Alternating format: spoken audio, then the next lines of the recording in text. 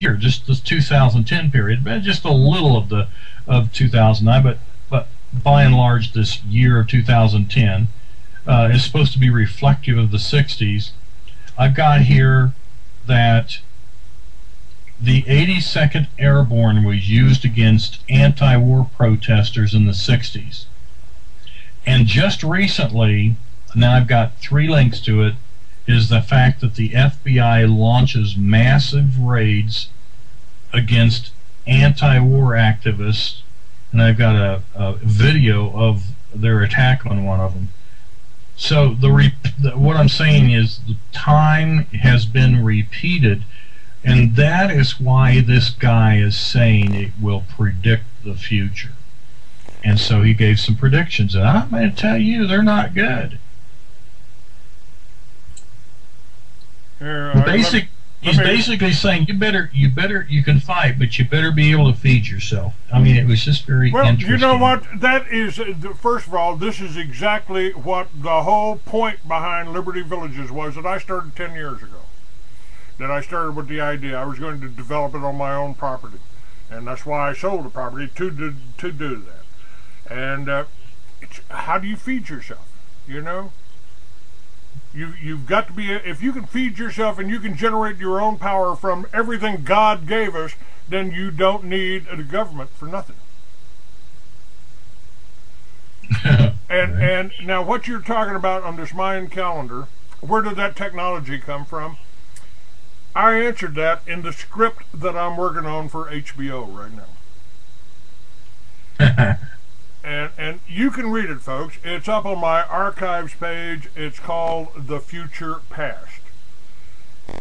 And I created my character, Lucifer, as the co-captain of something called an Earth ship.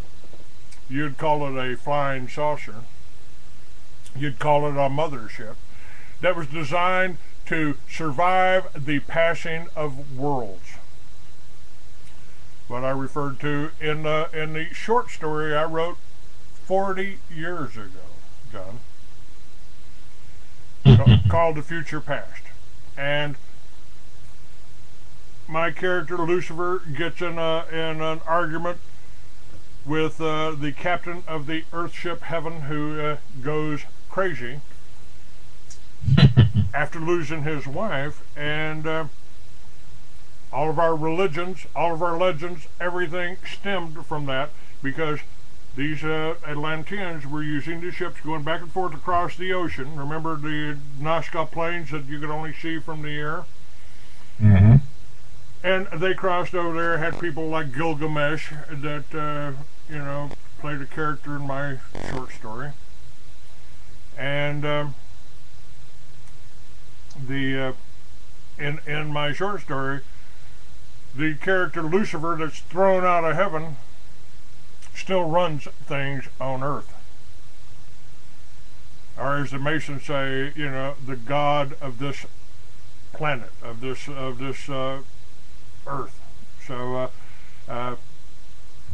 yeah, hopefully HBO will accept this treatment, because it hadn't been done before. And maybe we can get some get down to some truth here.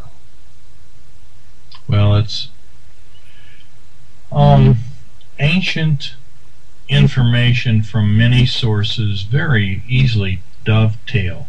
You know, we've got this calendar giving us 7 days and 6 nights. What does that sound like? It sounds like the creation story in the first part of the Bible. So, you know, these dovetail together. They don't fight each other. And you can dig into this stuff and lay them kind of like next to each other, and you start picking up major milestone events that are all compatible, and sometimes they're so compatible and so I guess I could say much of interest that we need to be paying attention to them, and yet, you know, we don't. And here we've got a date that is mentioning kind of apocalyptic stuff like you might have seen in some parts of the Bible. And the WebBot reports, and it's not based on the Mayan calendar. Hey, by the way, I got to tell you this. This is something that I noticed while I was doing this research. The WebBot report, you're familiar with that. Cliff High, has got it on Half Past Human. Yes. His website there. You get it for $10. So it's not some big deep secret that you can't get. Yes.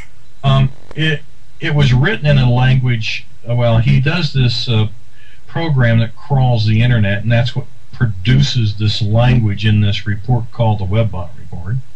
Well, actually, it's called the Alto report, but we know it as the WebBot report. Did you know that language was written in fuzzy logic? Did you also know what language produced one of the nastiest fought-over programs in the history of this country?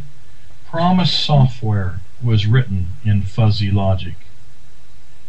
See, Promise software can read any programming language in any computer. And the Justice Department was making that so it could read, or like, say, for example, there was a terrorist they were tracking, so they knew he was selling guns illegally, so they needed to be able to read information from the BATF. They knew he was laundering money, so they wanted to be able to read the computers from FinCEN, the Financial Crimes Network, and so forth. So they had the ability to go into all these different kinds of computers. Well, it got stolen. It ends up in the hands of a Mossad agent, and in 2003, that same Mossad agent, actually in two different events, that same Mossad agent did two different things to this country. In 2003, in a little laptop computer, he initiated something starting with an electrical substation in Akron, Ohio, and it bled over and started the domino effect that caused the blackout of the entire East Coast. Do you remember that blackout? Yeah, I remember that. I had it on the cover of the Free American, yes. And you remember they didn't arrest him. Why? Well, he has diplomatic immunity. Get this, that was Promise software, this very powerful software developed by Inslaw for the Justice Department. Get this, though. It's been found out that that's the software used by the same good group of people called the Mossad. That was facetious, by the way. Yes. And it was in September of 2008, they used that software to swordfish themselves into the financial districts and banks of this country and the world, and they were headed for $6 trillion worth of money to be downloaded, but the automatic stops in some of these computers only allowed them to get 3.5 trillion, and that was in September. And then all of a sudden in October, you hear these people in Congress, and particularly panicked people that were friendly to the Mossad, like Pelosi, dancing around Washington, D.C., telling us there's been a problem and we're going to collapse if you don't bail them out. But you know why it was a problem? Because they wouldn't arrest the Mossad agents that are doing this, nor did they ask for their money back. So you and I end up having to foot the bill. Why? Because